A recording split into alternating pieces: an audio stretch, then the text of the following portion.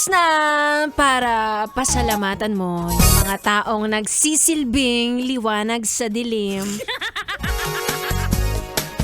Hindi naman yan yung mga kaibigan mong lumalaklak ng glutathione. Iba po yun. Yung mga tipong knight in shining armor. Ay! Savior of the day. Mga ganon. Ayan yung mga taong dapat mong pasalamatan, i-appreciate at i-flex. Diyos wa, salamat meral ko.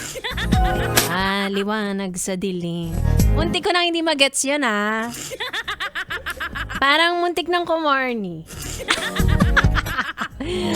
Hindi, mga tinutukoy ko, yung mga, syempre tayo, tao lang naman tayo, di ba? Hindi naman palaging maganda ang araw natin, mga ganyan. Minsan nasisira din ang araw natin, pero meron pa rin magbibigay ng liwanag. Hala? Magbibigay pa rin ng liwanag. For example, ayan. Wala ka ng pera. Hindi naman na bago. Wala ka ng pera, tapos yung katrabaho mo. Biglang sinabi na, kumain ka na ba? Kung di ka pa kumain, sige, lilibre na kita. Mga ganon, mga ganyan. Diba? Yung mga panahong walang-wala ka. Tapos, meron sila. Hindi sila nagdadamot at alam nilang wala ka. Ano ba yan? Kailan ba tayo magkakaroon ng sariling atin?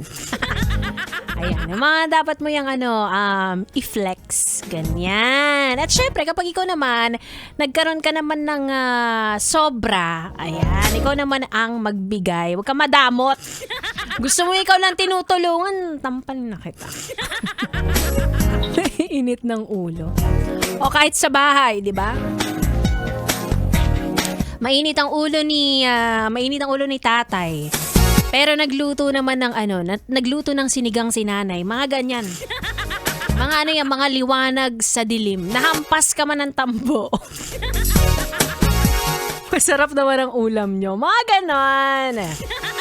Sige, bigay natin itong Friday night as appreciation night. Invento ko lang. Ako na nag-iimbento. And of course, appreciate natin ang Friday. Kahit gaano tayo kabwisit buong week dahil sa dami ng trabaho at sa dumaang bagyo, ayan. Dumating pa rin ang araw ng Friday at bukas magpapahinga ka na naman, di ba? Mahal ka talaga ng universe kapag ganyan. Sa tamad mong yan, pinagpapahinga ka pa. Anyway, ayan, mga Yasper, maya-maya lamang tayo ay mag-live sa aming Facebook and TikTok.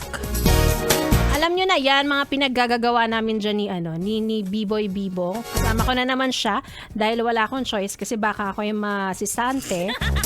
Hindi ko siya sinama. And of course, gusto ko lang batiin ng happy birthday si Jeffrey Alonso. Ayan, pinapabati ni Kuya Alex! Kuya Alex, pinakamagaling mag-drive. Basta driver, sweet lover. Ikaw na yan, Kuya Alex. Anyway, again sa aking pagbabalik, kasama ko na ang bibi nyo on air, bibi ko naman off air, si B-Boy Bibo. Kaya naman ituloy muna natin ang ating tugtugan dito lang sa stasyong number 1 sa Kalokohan. 101.1 Yes FM. 101.1